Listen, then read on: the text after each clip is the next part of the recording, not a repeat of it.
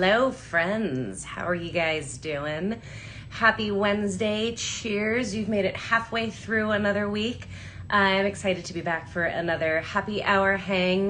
This week, my guest is Denea, and I am not going to try to pronounce her last name because I know I'm going to mangle it, but she should be joining us shortly. You may know her on social media as Welder Denea. I see that she has joined the room, so rather than tell you about her, I'm going to allow her to tell you all about her. She'll be joining us in just a second. I think we have you, though. Okay. I guess if At not, let me know. Okay, sounds good. So, now that we've gotten that out of the way. Right? So, real quick nutshell, will you introduce yourself to the fine folks at home and say who you are, where you are, what you do, and we'll go from there. Yes. Yeah, so I'm Denea Buschkoetter. I am currently living in Kansas. I'm originally from Nebraska. I came down here for welding school 6 years ago, and I never moved back to Nebraska.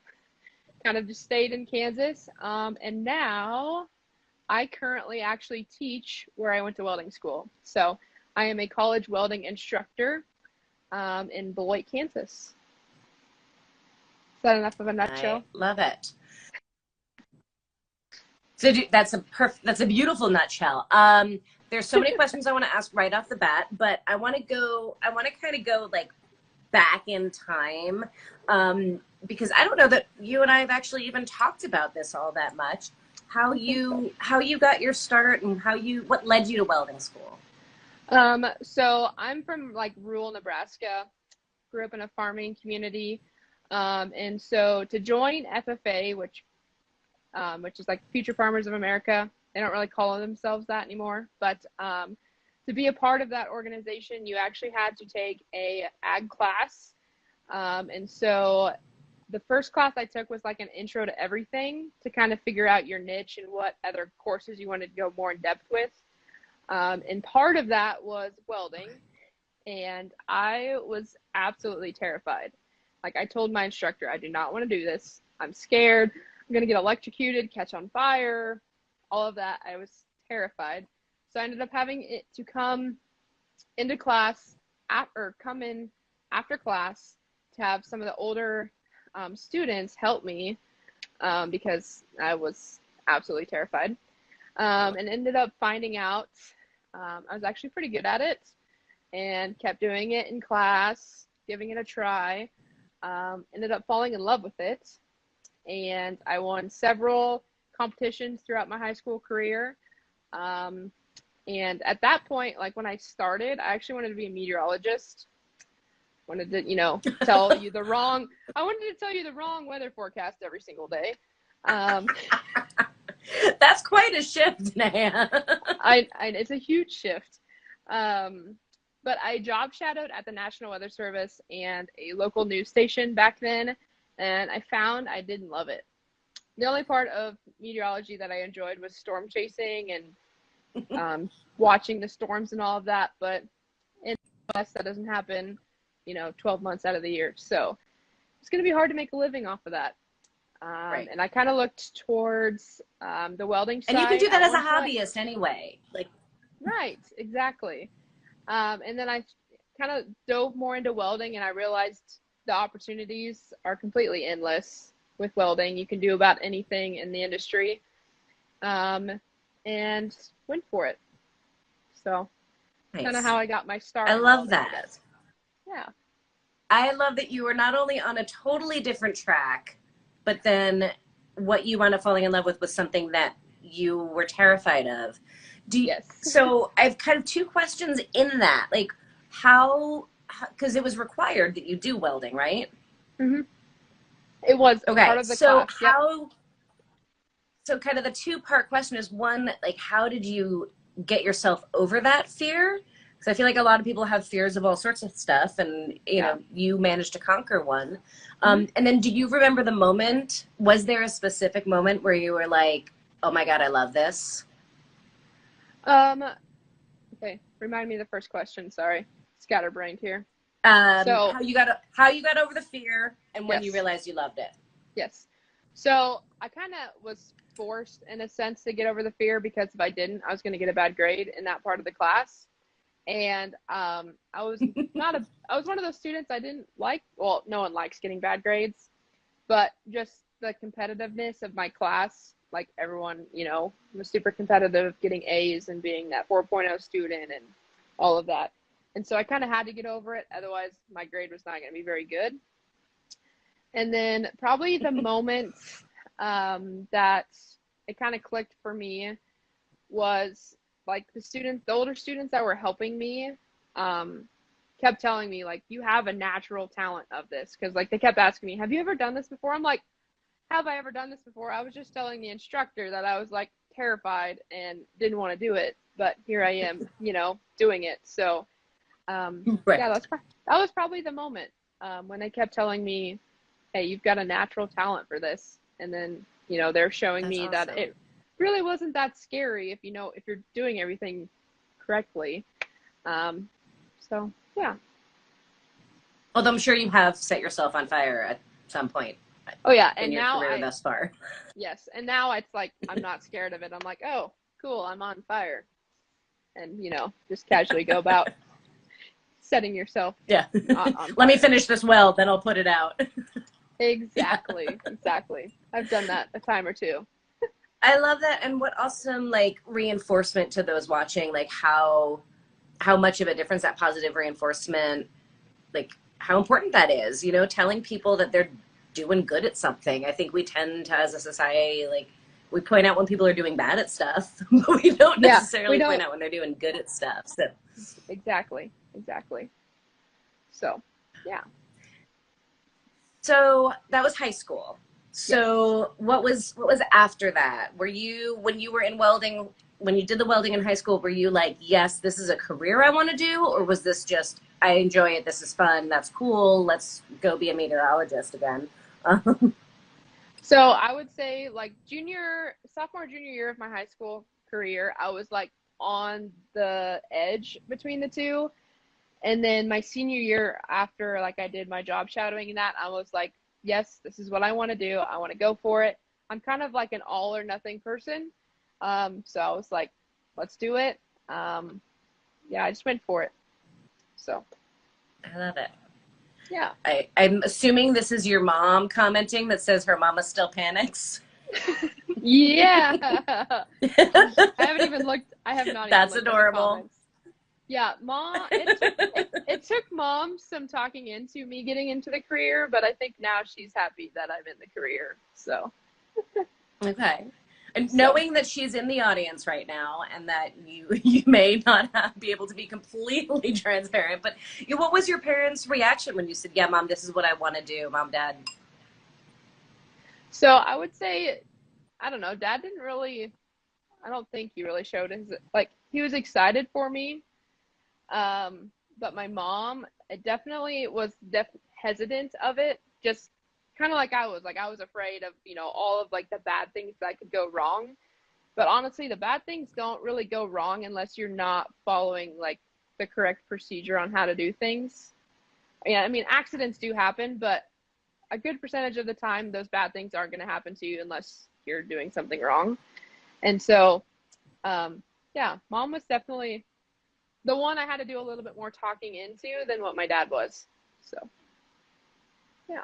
Mostly from a safety fear and protecting her baby kind of perspective. Yes. That's awesome. Yep. Well, that's not bad. At least it wasn't other hurdles that you were overcoming with that. No. I would say they were both supportive but hesitant, I guess. So. That's fair. Right. I think as parents, like they want to protect their baby, of course. Yeah. Well, thank you, Mom and Dad, if you're watching. Thank you guys for being supportive and supporting Denea into becoming the amazing woman that she is today. Thank you. So you got out of high school, you said, let's go do this. Let's be 100% all in. And you went to a college program in welding. Yes. How long was that program? So the program is only 9 months, and in those 9 months, you learn every single welding process. So stick, MIG, TIG, flux core, all the cutting processes, so oxyfuel, plasma, you do some blueprints and pipe as well. So very, very rigorous. But in those 9 months, I was out and working, but I was also continuing my education as well. So yeah, there's Did definitely you have one type? Go ahead. Go ahead, sorry. Go ahead. Nope, go ahead. You first. I don't even remember what I was going to say. I was going to say, did you have did you have one type of welding when you were learning all of the disciplines that you enjoyed more than others? Most definitely. So TIG welding is still my favorite and was my favorite at that time. Just because it's difficulty level and I guess how clean it is another factor of why I like it. So, and I guess difficulty too. Did you say you like it because of the difficulty level? 100% is probably why I like it. Is because of the difficulty level. So you level. like it because it's difficult. I love it. So you like the challenge. Challenge of it. Awesome.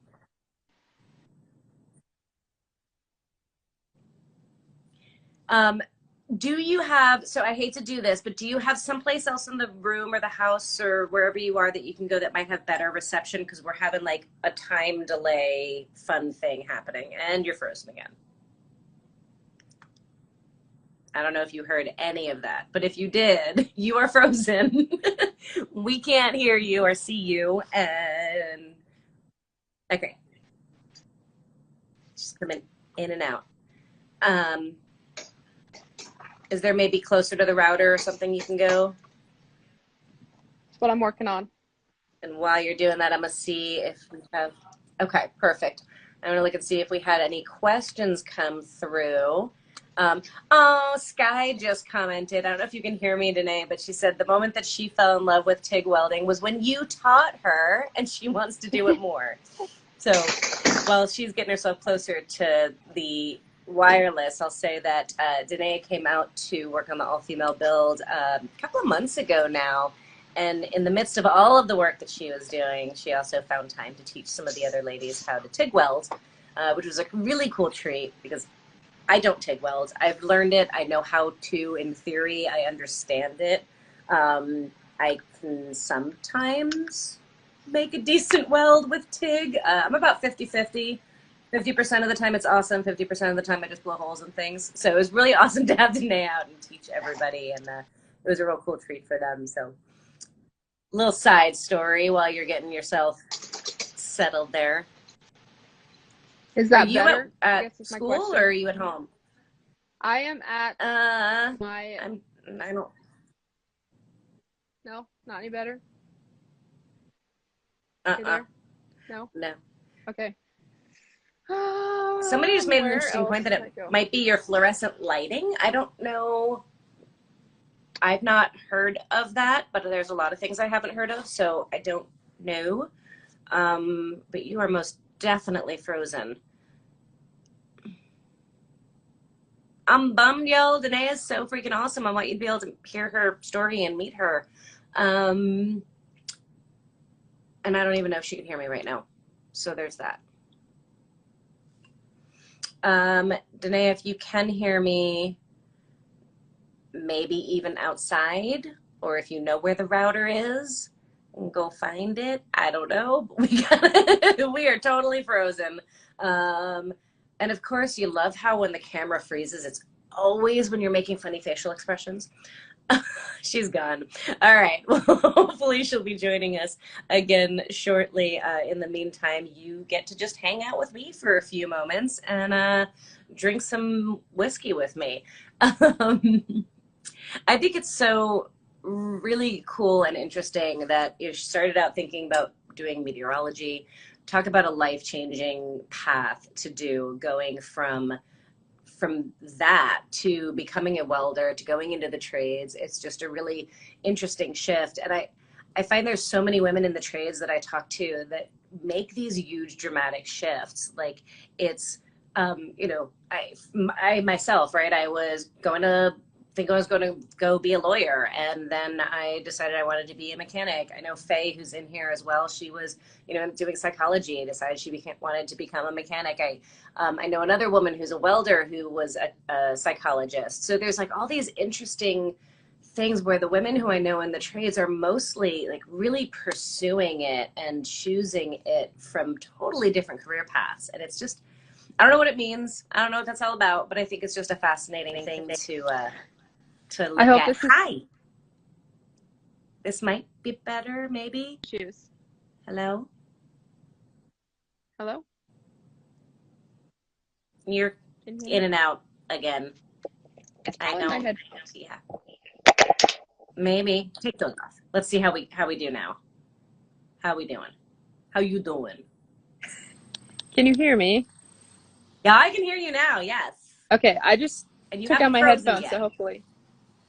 I moved outside and I got rid of my headphones, so hopefully this works now. I think we're good. Awesome. I think we're good. I love this. All right. Awesome. And turned out not to be the fluorescent lights because it was still doing it when you were outside. But I do want to hear the science on that. I'm going to look into that after this. But yeah, anyway, let's get back to. I know, right? But I'm fascinated. Yeah. Okay. All right. Anyway, so getting back to the good stuff. I'm so glad you're coming in clearer now. So, graduated high school, went to your college program. You learned all of the things. You loved TIG. What was the rest of your path? What happened then? So once I actually graduated welding school, I went on, so since it was only a 9-month program, I only got a certificate. And so I moved on, and my school actually offered like a second year you could go and get an associate's degree. Okay. So that second year was like machining, programming, drafting, like more of the precision side of the industry. And so I ended up doing that. And then I got a welding engineering associate's degree with that. Nice. And so that degree, like the classes I had to take were in articulation with another university actually. Okay. And so I ended up falling in love with that university that I had to take my classes through, and ended up getting my bachelor's in applied technology with an emphasis in manufacturing. Look at you, fancy pants. Sure. I guess you could say that. I love it. Yeah. So. Then, can you hear me? I can hear you. I can hear you. I wasn't sure. No, absolutely. So then did you wind up working in the field? Like you sound like you're one of them smart girls that likes to do all the college and all the learning and all the classes, which I totally applaud and I totally love. Yeah. You're like just racking up all the certifications. I'm interested in, we talked to a lot of women, and you and I have probably had this conversation a little bit when you were out on the build, that there's, kind of two different paths and two different ways that people go about things. Mm-hmm. The go in, get work experience, learn as you go, versus the go to school, get certifications, or in your case, like get all the certifications, right? Like keep going, keep learning. What is your thought process on the two different paths, and why one might work better for people and why the other one might be better for other people? What are your thoughts on that? So I'm going to say like everyone has their own story, and not like both, like one path might be better for someone, whereas another, is better for someone else. And I guess a little tidbit of like what I did, the path I did is because, well, one, I thought like if I ever want to go back to school, I probably wouldn't if I, graduated like with my associate's degree, for an example, and just went to work. I probably would never go back and actually get my bachelor's degree. So that's one reason why I continued the way I did. But at that point also, like I was working out in industry. So I did some, like at that point when I was in my associate's degree, I was working like fabrication, production, repair work. And at that point I wasn't 100% sure if welding was the path that I wanted to take. Okay. And so like, that's another reason why I continued my education. Now, if like I was absolutely in love with what I was doing, would I have maybe went on? You never know. It might have been different.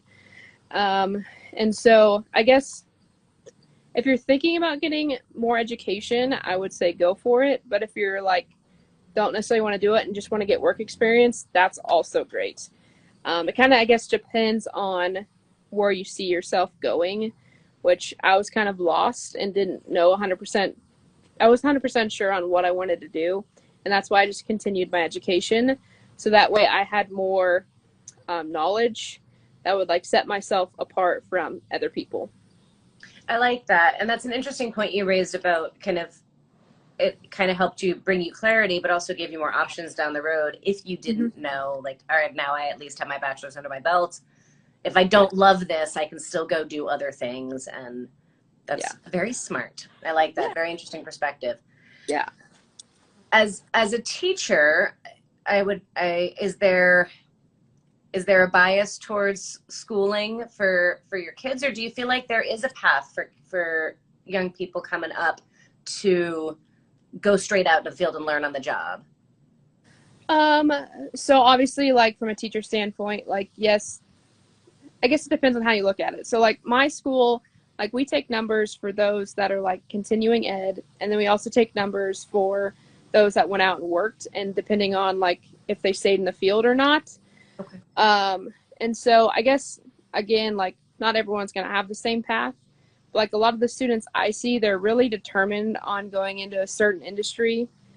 And oftentimes that like changes because one, either they don't like the process that they thought they liked that was involving that industry, or, you know, life happens. And so it just kind of depends, I guess, if that answers your question at all. Well, I mean, it's interesting because there's a theme in your answer. It's this theme of exploration, right? Like you go in thinking you want one thing, and then you learn another process and you realize you like that one more. So the benefit and the value of learning seems to be that exploration, and finding certainty and seeing what it is you fall in love with. So I think that's a really interesting perspective. I think that's cool. Yeah. I would say, like, if you're curious about it, just go for it. That's honestly what I would say. Don't be hesitant. Just, I guess, go for it. Whether that be more education or going out into the workforce. So what was going out in the workforce like for you once you left school and you were done with school? Or were you working while you were in school? I was actually working the entire time I was going to school.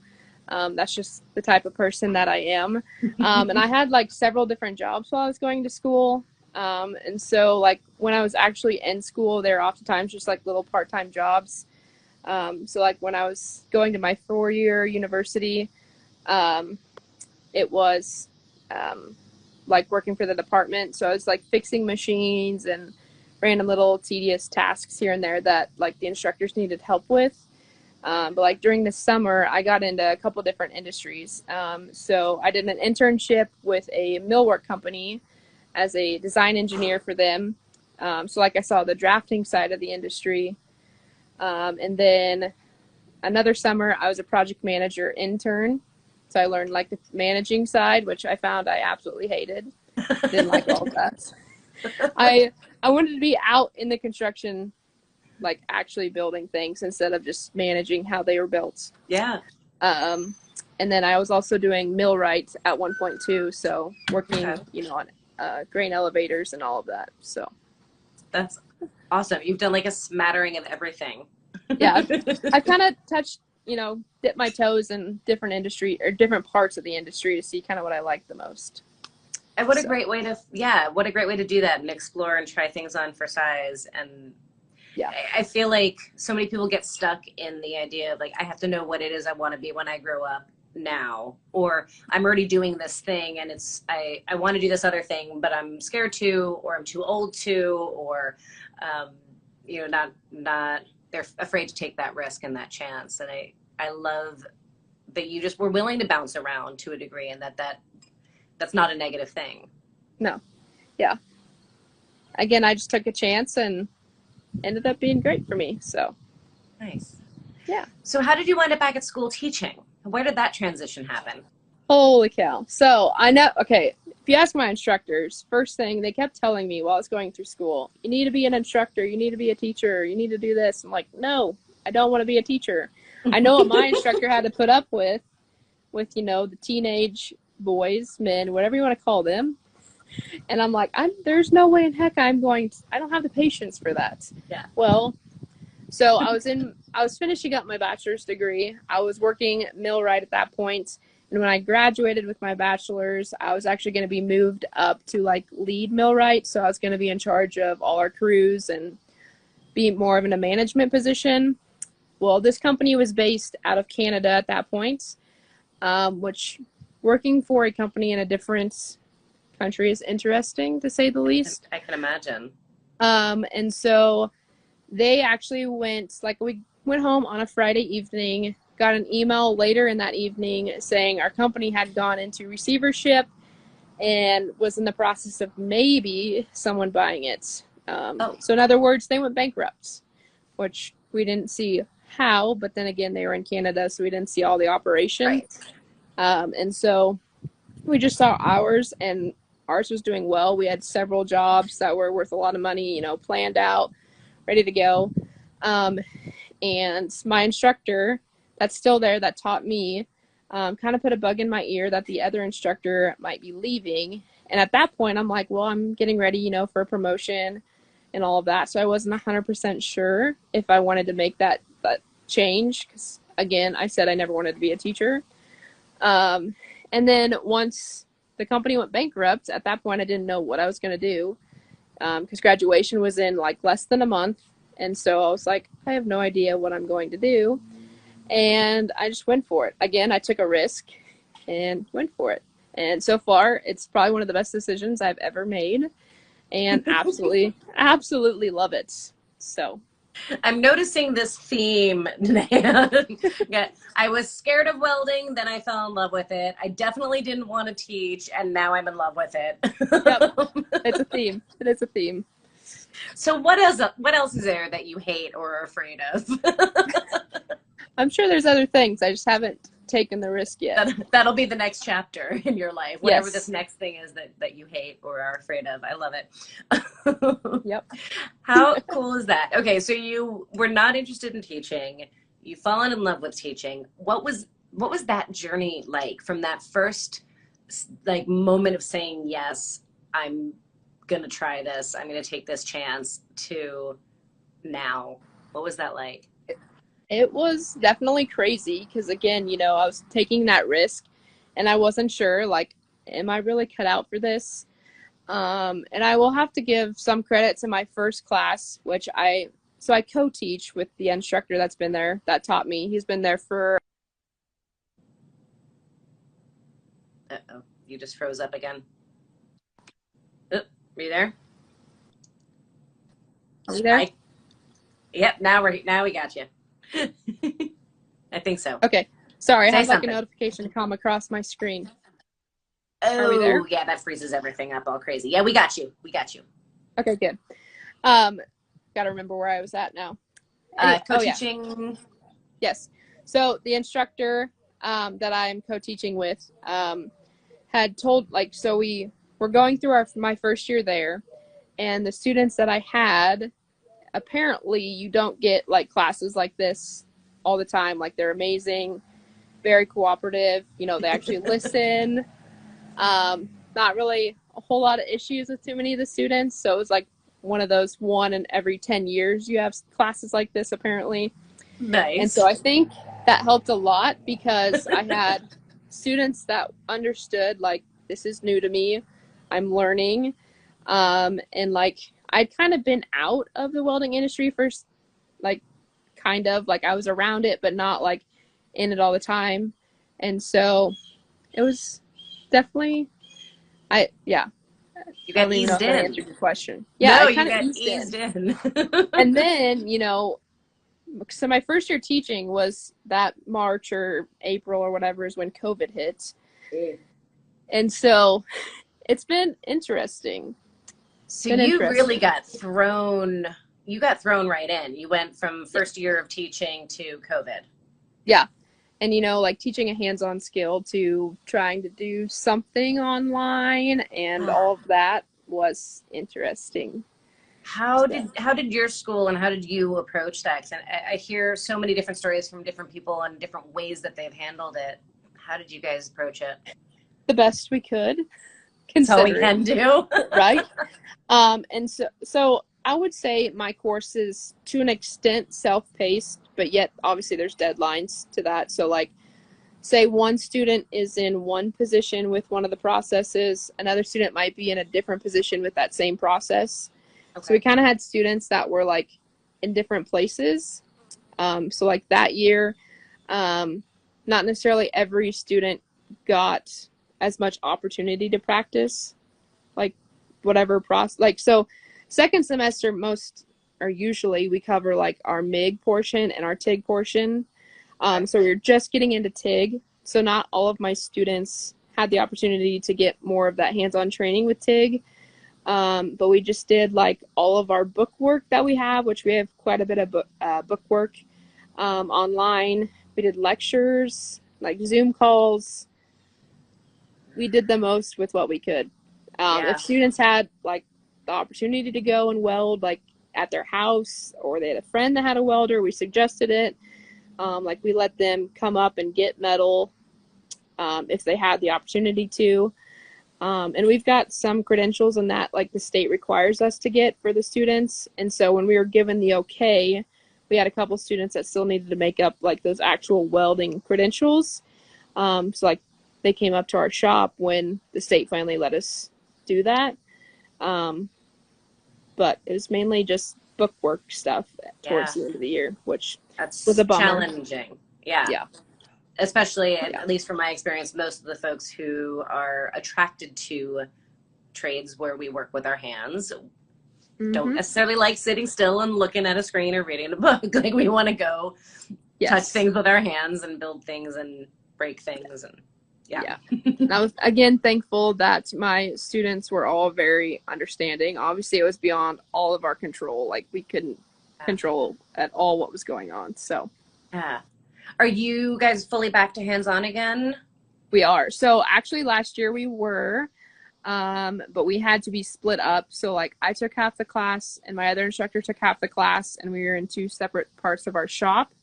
And then we would just like swap classes or groups every other week. But this year we're like fully back kind of to normal to an extent. Okay. That is about as normal as you can be, I guess. The new normal. What is normal anymore? I have no idea. Don't even know. We're just along for the ride. Exactly. Well, it's good. It's good that you're at least somewhat back to normal and getting hands-on with everybody. I think that's so crucial. Yeah. So this now would be your third year then teaching, is that right? Yes. Yep. Okay. I'm going into my third year. Very cool. What kind of animal were we just hearing? Was that a bird? Yeah, it was a bird. That was loud. It was very loud. I've got a couple of questions from the Peanut Gallery. Okay. One, Sky, who you worked with and met and taught how to weld. She is asking your opinion, I think, especially with your varied experiences and being kind of doing a bunch of different things, treatment of women in the welding trade versus other trades, such as being an auto mechanic or on the construction side, or all the other areas that you've dipped your toe into. Do you notice a difference? All right, talk to me about that. To an extent. So I would say construction industry, the company I was with was very, very old school. Okay. And so like I had asked if I could go and be out in the field. I was a hard no. They were not about it. They wanted all their women to like be in the in the office, and like the closest to being on site was you being a project manager and going on site for meetings. And that was actually verbalized, like we don't want our women out. To an extent, like it wasn't like word for word, but like it was pretty much. But there were no women out in the field. No, there was no women out in the field. And like the other, I would say like when I was doing my millwright, I was the only woman in or at that company in our office, but they were like totally cool with me. Like they knew what I knew what I was doing, besides maybe like a worker or two, but he was like a teenage boy, and that's another topic. Um, Like actually a teenage boy, or just in his mind was a teenage boy? uh, Mentally, a teenage boy. mentally, Yeah. Okay. mentally. Just wanted to Uh, clarify. I assumed that's what you meant. yeah. Um, but definitely, I would say like the construction industry, welding industry, it really depends like on the company you're working for. Which Okay. I've seen a change even like in the last 6 years of women being in the field not being as like not normal. Like it's becoming more of a normal thing, which is exciting to see. Yeah. But obviously you're still gonna have like those people that are like you shouldn't be here, or have the really negative mentality. Which like I've worked with some, and like I started like I always tell my students shut up and weld and let your weld like speak for itself, instead of like, oh, I'm great at this, I'm great at that. Just Right. shut up, do your job, and it'll speak for itself. And like I've seen that firsthand. Like just go to work, ignore the guys that are whoever that are being negative, and just work. And then oftentimes they're like, oh, she really knows what she's doing and she works hard and all of that. So it really just depends on the company, I would say. Okay. It's an interesting thing too, because as you're talking, I'm thinking about it. Like, it's interesting that the trades specifically are known for being not as accepting of women, and yet it really is a very cool thing because it is so hands-on. Because the end result is either you were successful or you weren't. Either the car got fixed, either the metal got stuck together, either the like it's either Yeah. it either works or it doesn't. So Mhm. you would kind of think that that would lend itself to the proof is in the pudding. Do the work Yeah. and Yeah. prove your worth there. So it's interesting that that is also at the same time the trade that has the most challenge with gender diversity. Yeah, definitely. But I love that in like just letting your work speak for itself. Yeah. I I love that mean, it says a lot. It says a somebody said lot. those who brag are usually no good. Yeah. Bingo. Right. All they're proving is that they're good at talking. Exactly. Exactly. Yeah, we've got a sign in our classroom that just says whatever, because oftentimes like those that are bragging themselves up are actually really not that good. So it's just like whatever. Yep. Whatever. So what is it about teaching that has made you fall in love with it? Why did you come around? I would say the challenge. There's that And theme again. right? It's a theme. And I never really noticed that until tonight. And I'm like, yeah, it's like a theme. The challenge, and then like it not being the same thing every day. Mm. It's never the same thing. Like some student, might need help with something this day, and then the next day he's doing just fine. Or, I mean, it's a new challenge every day, and I I love think that's that. why I love it. Yeah. What would you say is the most challenging thing about teaching? For me, probably having patience. I don't know. When you were down at the shop, you were Zen woman. Like you had all the patience. You were such a wonderful natural teacher. It was really cool watching you. So it always surprised me when you're like, oh, I don't want to teach. And then you were just so natural to it. Well, I would say part of it is like dealing with stubborn people that don't necessarily want to listen. Or like I answer the same question over and over and over again, and it's just like I've already answered it. Like, why am I answering it again? I think that's Right. probably part of it. Okay. How about the most fulfilling part? Seeing my students graduate at the end of our 9 months, and then seeing where they go off to is probably the most fulfilling. To say like I made an impact in his or her career, and now they're off doing great things. It's probably the most fulfilling part. I love it. Yeah. Do you have women in your program as well? I do not at the moment, unfortunately. I wish I did. I've only had 2 females through my program, and that was my first year teaching. So this year and my last year, we didn't have any females. But hopefully next year I'll get some. Hopefully. How large of a program is it? So right now we actually have about 22 students enrolled at the moment. Okay, so it's not a ginormous program, but it is not. Okay. It is not. So not having a woman in the program at this particular point is not totally surprising. No, it's not. It's not. Okay. If it was like a group of 3,000, it would be a different story altogether. Yeah, definitely.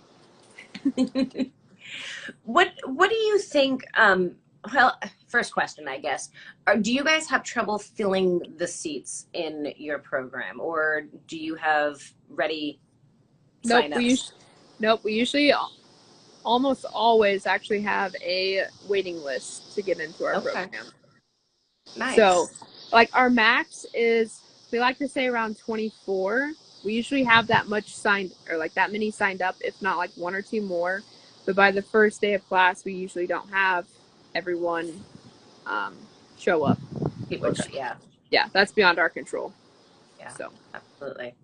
Yeah, and that's good to hear, because I feel like I hear of programs in other parts of the country that struggle with getting butts in the seats, right? Like, we've got this great industry, we've got these great opportunities, we've got these great programs, and we can't get the butts in the seats. So that's really cool to hear. Yeah. So from your perspective, because it's slightly different than some of the other teachers I've spoken to, what challenges do you see facing our trade schools or our industry, or whether it's specifically the welding side of things or just the trades in general? From your perspective, what are the challenges that you see facing us? I'm seeing like the work ethic definitely not being like what I'm used to.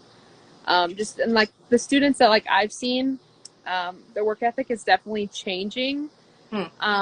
Which, like with COVID and that honestly didn't help anything. People aren't willing to work as hard. And in the industry, it's a pretty demanding industry that requires, a lot of hard physical work. And so that's one of the biggest changes that I'm seeing is, or like I have several employers that are always reaching out, we need welders. Like, the job opportunities, like there's so many jobs because all the people that are in the workforce right now are either retiring, or usually most of them are retiring. And so being able to fill those spots is also a thing I'm seeing in the industry. Yeah. It's been hard to do. So that's interesting. So you're seeing, because there's like there's the different buckets of things to look at, right? Like, is there opportunity out in the industry? Mm-hmm. Are there people interested in the industry? Once we get them in, are they staying? Like, are we retaining them in the industry? So you're seeing lots of interest. Like, people are signing up, they want to do it. Mm-hmm. There's opportunity for them. There's people ready to hire them, but there's something happening in the in-between there. Yep. And I would say, so like with the welding industry, obviously the different industries that are in the welding industry are going to fluctuate on if it's a really good time to like get into that part of the industry or a really low time. So like a lot of students have these hopes and dreams, like right now of being a pipeline welder. I'm just going to flat out tell you right now, to be in the pipeline, wrong time to try to be in that part of the career, because why? So like the jobs aren't there. So like oftentimes it like follows the elections.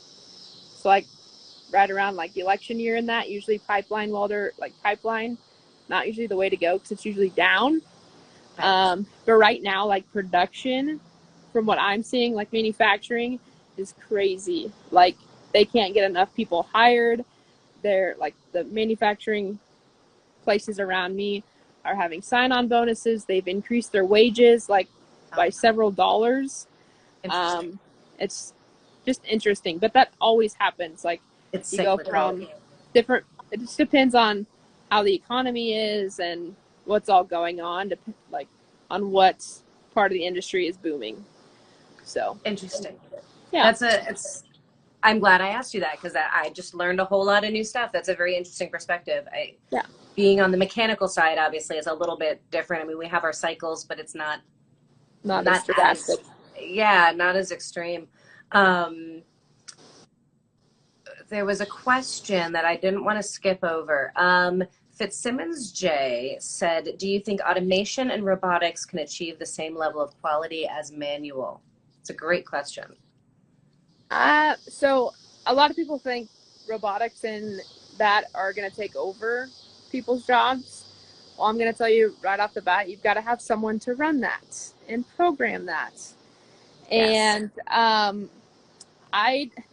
if you're doing the same small part or large part over and over and over again, that's going to wear, like, say if someone's welding that's going to wear on them. Mm-hmm. And that quality might not be the same because they get tired or who knows Bored. what. Yeah. Exactly. So like there's definitely good places to have automation in that. And the quality, a robot can still screw up too. A person can still They screw up fail. too. Yeah. Exactly. Yeah. So I think that's a whole huge conversation. I would love to have a big conversation about that at some point yeah. with maybe a couple of you guys. But I think it's interesting. I had an interesting conversation at a Nissan plant where they build the Nissans, and they were talking about kind of the same thing. Like they need people to program and to fix their robots that are building the cars. And so there's this conception that robots are replacing the people building the cars. Well, yeah, now it's just a different job. Now it's fixing and building the robots that are building the cars, and they fail and they need people, and that they can't get butts in the seats. They can't get people through the program. So there's tons of opportunity there. So it's interesting. It is definitely an interesting topic. Yeah. I don't want to go totally too far down that rabbit hole because I want to stay focused on you. This is all about you, girl. So let's see. We were going somewhere before all of that. There was another question I thought on here. Okay, another random question. I got to ask this because it is happy hour. Jason Meyer wants to know if it's true profiling that teachers love to drink. Yep. What are you drinking? I am currently actually drinking wine. Wine. Lovely. Is that a Girl Gang glass? It is. That's my girl. Yep. I love it. I'm in a hotel, so I'm not using a Girl Gang glass, but understandable. And somebody had asked me earlier. I switched up my whiskey tonight. This is a new one. Jefferson small batch. Yum yum yum. It's really tasty. Awesome. All right. Anyway, enough of that. No more alcohol questions. So what is next for you? Do you think you're going to stay teaching for a while? Like what? I think so. As of now, I'm going to say I think so. Not a definite yes or no, but I think so. I've kind of dipped my toes in a couple different things. Like this summer, I was actually working for the Department of Defense as a welding competition coordinator. This summer, I went to a couple different places around the country, actually hosting welding competitions, which trying to host a welding competition in the middle of summer is very hard. Just going to put that out there. And in the middle of a pandemic on top of it. That too. You really do like challenges, don't you? Right. Yeah, I do. And so I'm not 100% sure on what that will lead to. We've got some big hopes and dreams of what we want that to be. So that project was actually called Project MFG. And they've got Project MFG. So it actually started out as a manufacturing competition. And this project is based out of Kansas City, so right down the road from me. And they saw the need of just the welding industry specifically, which every trade industry, honestly, there's jobs everywhere in the trades. That's where the jobs are at right now. But they saw they wanted to just create a welding competition. And so I took my students to their prototype competition, where they were just testing the waters to see if the welding competition would be successful. And it ended up being okay. It went over well. And so they asked me, because they got their toes in several different waters of projects that they were trying to start. And so they asked me to coordinate these welding competitions. And I did that this summer and got a lot of feedback and met some really awesome people in the industry. And so we'll see where it goes. We're kind of in the prototype stages of, trying to figure out what not to do and what to do. Yep. And we've actually got our national competition here coming up at the end of September. It's scheduled for October 1. Nice. That's so exciting. Yes, it is. And that's gonna be at the Lincoln Electric Training Facility in Cleveland, Ohio. So okay. So is this a national competition? Yes, national. All right. Open to anybody? Open to students? Open to? So these competitions that I held this summer, you actually had to qualify to go to national. Okay. So the top 3 places at these different regional competitions that I hosted then go on to nationals. That's very cool. I love it. We're going to have to pay attention. You're going to have to keep us updated on that. That's very cool. Yeah. Project MFG is actually, sorry. Go ahead. No, go ahead. Project MFG actually has an Instagram page that you can keep up with. They're pretty active on it. So. Oh, nice. Very cool. Project MFG. All right. Yes. So if anybody's interested in that, Project MFG, you can check them out on Instagram.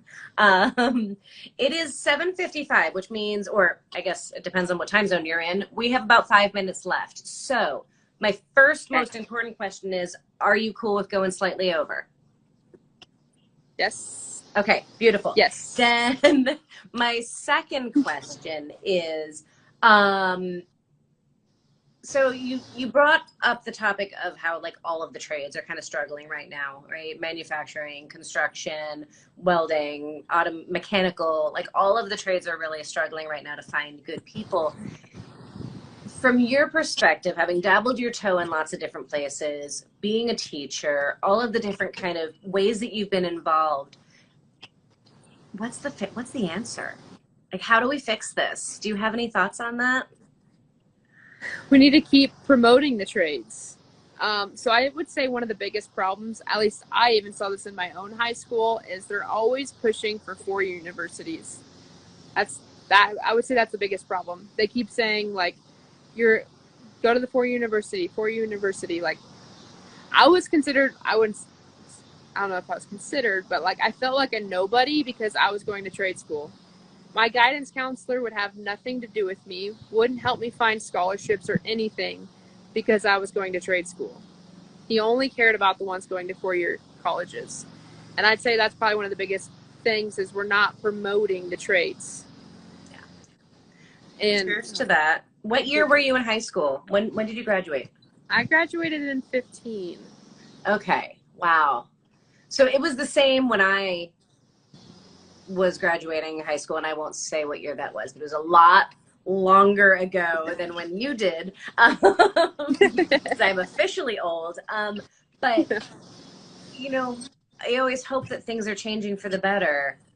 And I see that we've got so many pushes towards, and I think, Mike Rowe kind of started that in a sense, like really bringing that conversation to the national table and to the public eye. Like, we have an issue. We need tradespeople. The world comes to a screeching halt if we don't have tradespeople, and bringing attention to that. And yet, my guidance counselor experience was the same thing. Like, what do you mean you're not going to go to a 4-year college? And our classes were in the basement. Like, they were tucked away. Like, just, go away back there where we don't have to see you or think about you, Yeah. It's really sad to think or to hear that it is still the case so recently. Yeah. Yeah. It is. So we need to change the hearts and minds of guidance counselors. Pretty much, yeah. And I think we'd be golden. Right? And parents.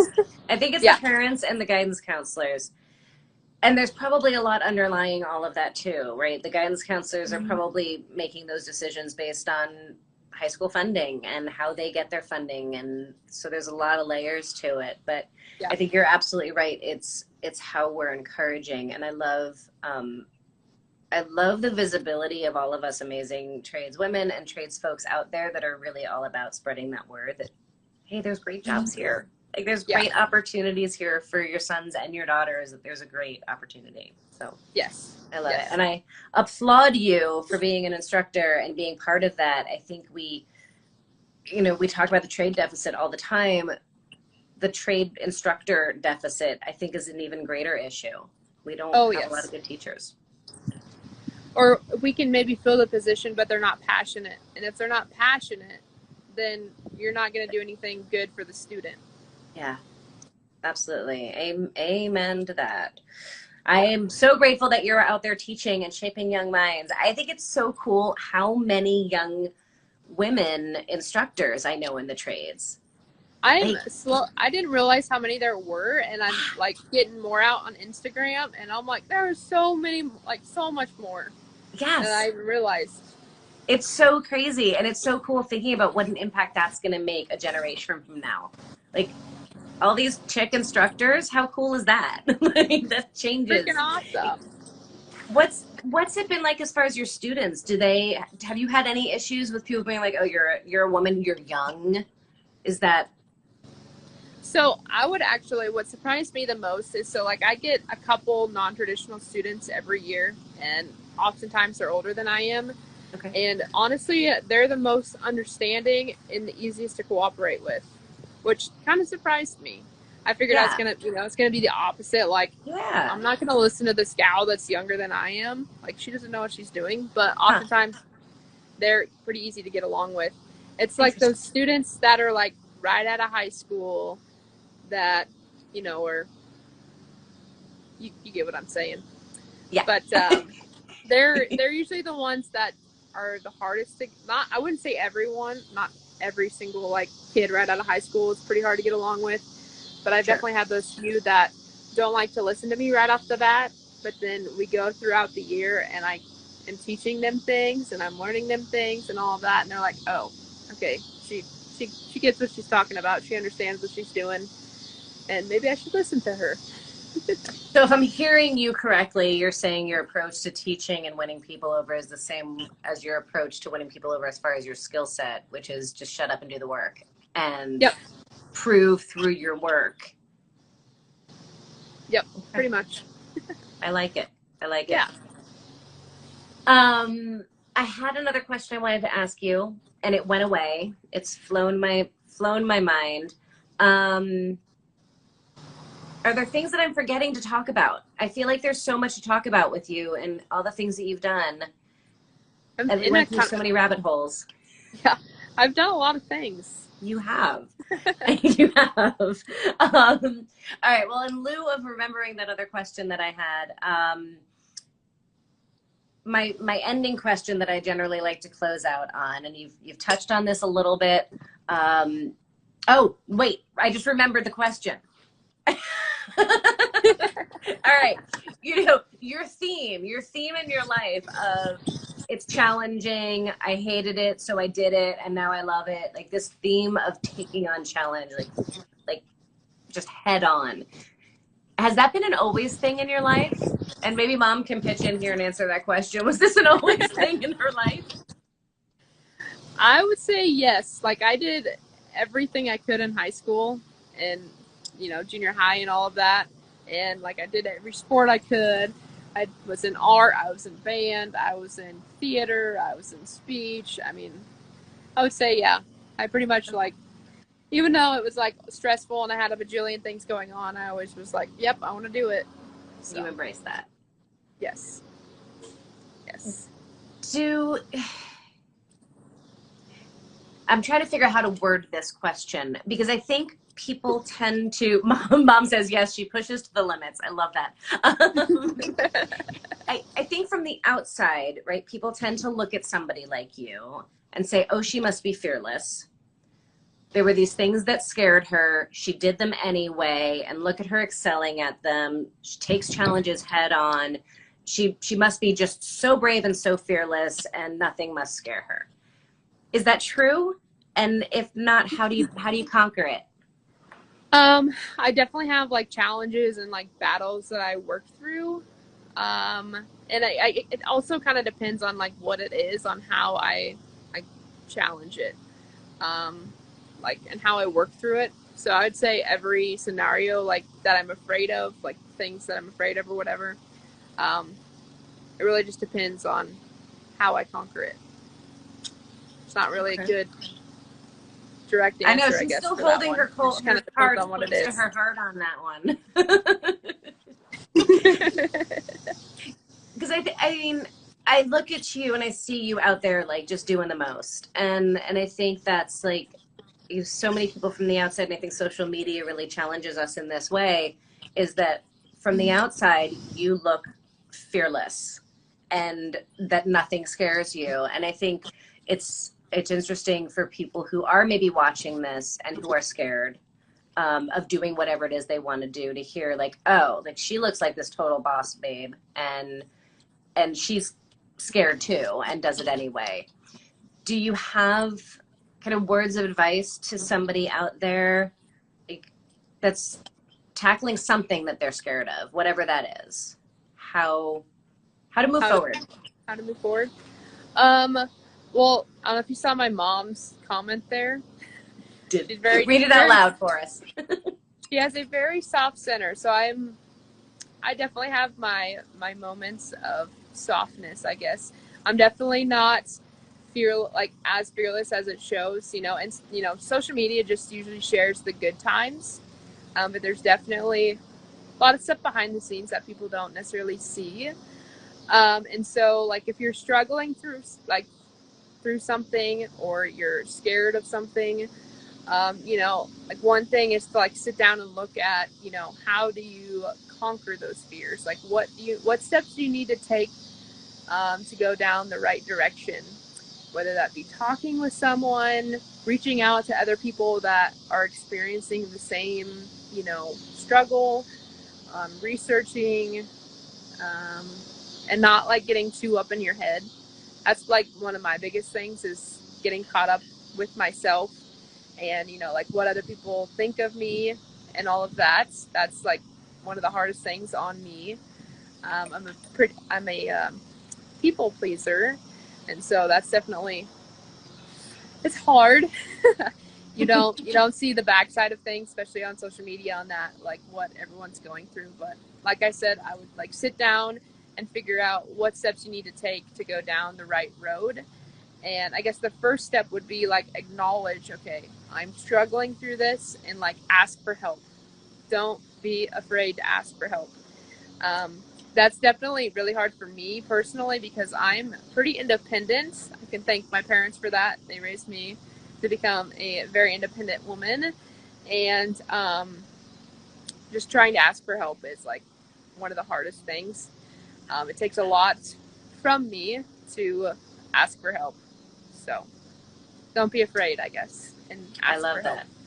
I love that. And I 100% love the idea. I've not heard this before, and I think it's great. Like, literally writing down the different tools that you have to help you get over that fear, like to put them on paper and see. Because right, you hear that saying, like, you don't need to see the whole staircase, you just need to take the first step, right?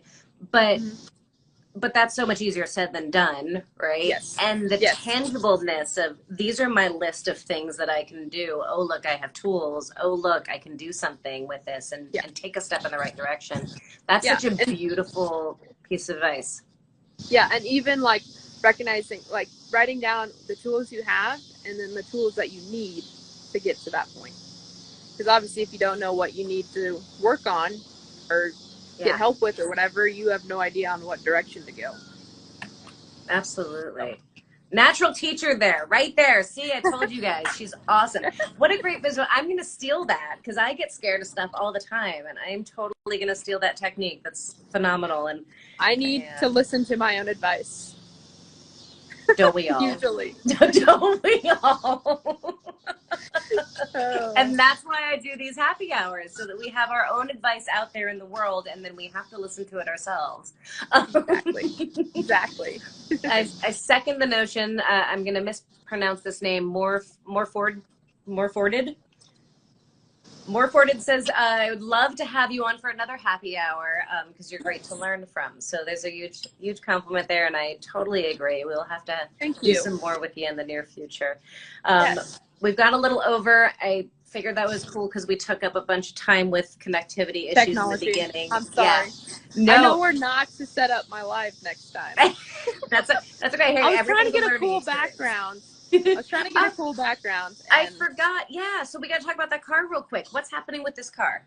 Okay, so I am like the welder on the project, so I'm not doing a whole lot on it, but it's getting a full restore. So again, it's a 1940 Chevy Deluxe Coupe. I had a whole notebook written down. Just a second, let me grab it because I knew I would forget something. Uh-oh. That's adorable. Just a second. Okay, I can't get in. Just a second. I don't remember the code to get in. Oh, that's so funny. What are you doing on it? That's the most important part. We don't care exactly. I am mainly welding all of the things on it. So like, I've fixed a lot of rust holes. So like a lot of the things like I was helping with on the build, I'm kind of doing the same thing here. Nice. So fixing all that, and then we're like trying to think of what it was. I'm fairly new with the whole car side of things, so yeah, it's different, isn't it? It's a whole nother animal. There's a whole, yeah. I'm super curious about it. I love all of it, but again, I'm new at it, so I'm not 100% sure on everything. That's okay. But like it was getting a new, gosh, I went completely blank on a new something. All of it. Oh, I'm sorry. That's okay. It was a new something. It's all good. Like the steering in the front, getting new. So like a steering, the rack, like the mechanical part. Yeah. Yes. Like steering rack. Like all of that, and like welding that to the frame. Okay. Brackets for it, probably. Probably brackets for the steering. I wrote all this down, and That's okay. You're doing cool stuff is all that matters. Yes. I'm helping restore it. And doing patch panels, which is cool. Yes. I do know it's getting a LS2 engine in it. I'm trying to remember what the transmission was. I want to say it would be out of like a Nova, 62 or 63 Nova transmission. Oh, interesting. Okay. I'm trying to think of what that is. Gosh, I'm failing you. I'm not good at that. All the I just know how to fix this stuff. I don't know the years and the things that they're called. Yeah. That's I okay. don't know either. And you don't need to know everything. Exactly. And I'm just you don't need to know everything. So I'm all of the terminology. I have no idea. Now, anything welding. Nothing wrong with that at all. Could probably steer you in the right direction on the terminology for that, but when it comes to car parts and all of that, I'm like, I don't know. That's right. I'll have your back on that. You have my back on the welding side. We'll be fine. Yes. And Sky has mentioned, and I will second the notion that you need to come back to the build and hang out with us some more. I know. I saw the email that you guys sent out this afternoon. We'll be announcing to everybody else really soon about what she's insinuating. There's big announcements coming soon on the build, so stay tuned. Yes. So hopefully, I can get back out there. Yes. Awesome. I want to. Good. So. All right. I think we've covered all of the big stuff. We probably are going to have you back again sometime soon because there's always more to discuss. I normally leave off with the advice to those other folks out there who are trying to get into this. I feel like we've covered that pretty good. So I think with that, I'm going to encourage everybody to follow this awesome woman, support what she's doing, check out that welding competition that she talked about. Remind us the name of it that they can check out on Instagram again. Project MFG. Project MFG. All right. Yep. Project MFG. Check them out. Check her out. Support what she's doing. I hope you guys all had a wonderful time hanging out with us. I know I had a great time hanging out with you, Denea. I hope you guys enjoyed meeting her. Thank you for agreeing to join and hang out for a bit. Yeah. And everybody out there, please remember to come back next week for another awesome interview with some other really cool trades lady. And until then, be good to yourselves, be good to one another, be safe out there, and come back and hang out with us again next week.